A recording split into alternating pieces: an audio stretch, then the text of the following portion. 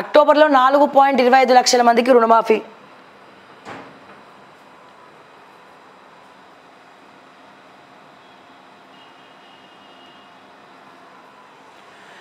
అక్టోబర్లో 4.5 లక్షల మందికి 4.25 లక్షల మందికి రుణమాఫీ. దసరాలోపు 4వ విడత పూర్తి. 4,250 కోట్లు అవసరమని అంచనా. స్థానికంగా లేని కుటుంబాల డేటా అప్లోడ్ పెండింగ్. నెలాఖరు కల్లా ఫ్యామిలీ గ్రూపింగ్ పూర్తి చేయనున్న రాష్ట్ర ప్రభుత్వం. 5 లక్షల మందికి పైగా ఉంటే మీరు ఇక్కడ 4.25 లక్షల మంది అని చెప్తున్నారు. సుమారు తెలంగాణ రాష్ట్ర వ్యాప్తంగా 5 లక్షల పై చినుకు రైతు రుణమాఫీ కోసం ఎదురు చూసే వాళ్ళు ఉన్నారు. ఇది మాత్రమే కాదు, తప్పు ఎవరు చేసినా తప్పే అన్నప్పుడు గత ప్రభుత్వం రుణమాఫీ చేయకపోయినా ఈ ప్రభుత్వం లేటుగా చేసిన శిక్ష రైతులకు ఏ రకంగా పడ్డదో నేను క్లియర్గా చెప్తా. మిత్తి కట్టలే, వడ్డీ మీద వడ్డీ, వడ్డీ మీద వడ్డీ, చక్కెర వడ్డీ. బ్యాంకులు మిత్తిలు కట్టక మితి మీద పెట్టి ఒత్తొత్తి పెట్టింది. సో ఏం చేసినారు క్లియర్గా చెప్పాలంటే వీళ్ళ అకౌంట్లు, చాలామంది అకౌంట్లు బ్లాక్ అయినాయి, చాలామంది అకౌంట్లు బ్లాక్ చేశారు.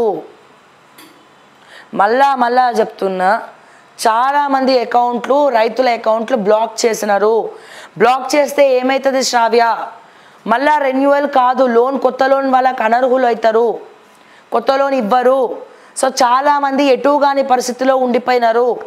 దీని మీద కాంగ్రెస్ ప్రభుత్వం ఫోకస్ పెట్టాలి.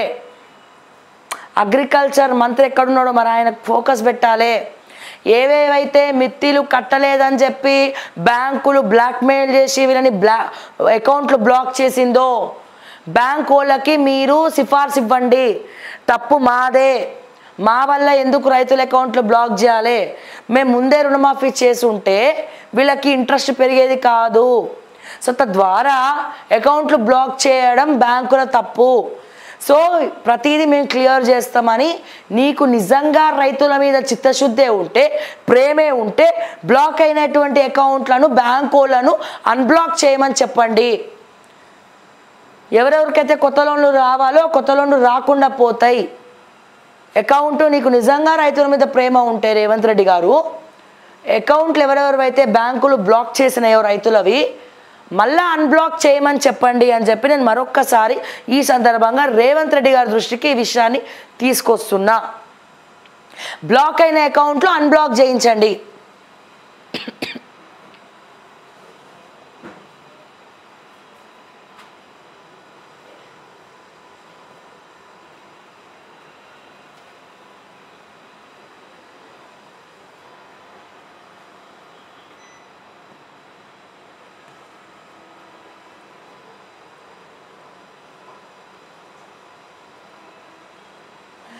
శ్రీశైలం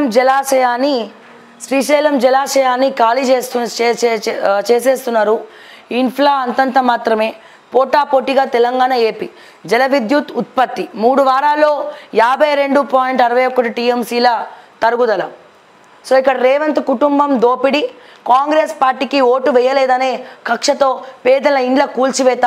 కేసీఆర్ రావాలని ప్రజలు కోరుతున్నారు. ఆర్కెప్పుడికి కండువా కప్పిన సన్నాసెవరు? ఏపీలో బాబు వారంలోనే పెన్షన్ పెంపు. ఇక్కడ 10 నెలలైనా రేవంత్కు చేతకాలే. వైద్య ప్రవేశాలపై మొద్దు నిద్ర వీడేదెప్పుడు?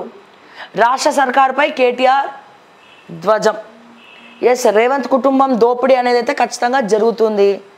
మళ్ళీ దాన్ని ప్రోటోకాల్గా ఫాలో అవుతున్నారా? ఇక్కడ ఒకరు కాదు, ఇద్దరు కాదు, దాదాపు 8 మంది ఉన్నారా అనుకుంటా, ఇంచుమించు 8 మంది. మరి ఇంతమందికి ఆస్తులు తెలంగాణ కూడబెట్టాలంటే ఏడవుతుంది? దొరికిందంతా దోచుకో, ఉన్నదంతా దాచుకో పాట గుర్తొస్తుంది చూసావా? అట్లా ఆ పాట వీళ్ళకి బాగా సెట్ అవుతుంది. సర్కారుకు చెప్పకుండానే 159 కోట్లు. నిర్మాణ సంస్థకు బ్యాంకు గ్యారంటీల విడుదల. మహదేవ్పూర్ E1 తిరుపతిరావు ఇచ్చేశారు. సదరు కంపెనీ నుంచి అండర్టేకింగ్ తీసుకున్నారో లేదో కూడా ఈఎన్సీకి సమాచారం లేదు. వరద ప్రవాహ వేగాన్ని అంచనా వేయలేకపోయాం. సెకనుకు 4.25 మీటర్లు వస్తుందనుకుంటే 12 నుండి 14 మీటర్లు. జస్టిస్ పిసి ఘోష్ కమిషన్ ఎదుట ఇంజనీర్ల వెల్లడి. నేడు ఇరిగేషన్ కార్పొరేషన్ అధికారుల క్రాస్ ఎగ్జామినేషన్ జరగబోతోంది. సో ఈ తిరుపతిరావు